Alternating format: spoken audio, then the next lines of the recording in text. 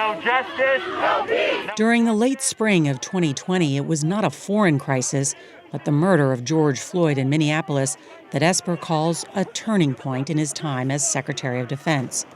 On the night of May 31st in Washington, protests for racial justice were marred by rioters who set parts of Washington ablaze, and Esper says enraged President Trump.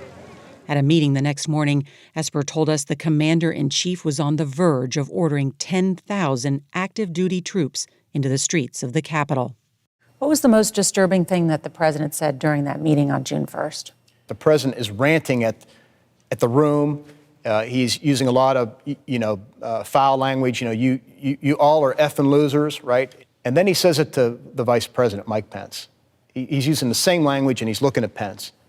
He called Mike Pence an effing loser? He didn't call him directly, but he was looking at him when he was saying it. And it really caught my attention. And I thought we're at a different spot now. He's going to finally give a direct order to deploy paratroopers into the streets of Washington, D.C., and I'm thinking with weapons and bayonets. And this would be horrible.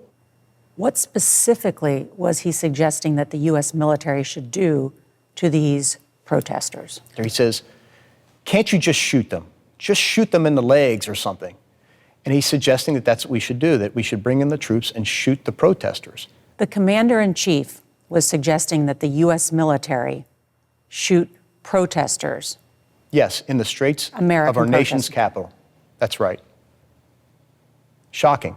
We have seen in other countries a government use their military to shoot protesters. Right. What kind of governments are those? Well, those are banana republics, right, or authoritarian regimes. We all remember Tiananmen Square, right, in China. Regarding whether he suggested shooting protesters, in his statement, former President Trump said, "This is a complete lie, and 10 witnesses can back it up. Mark Esper was weak and totally ineffective, and because of it, I had to run the military."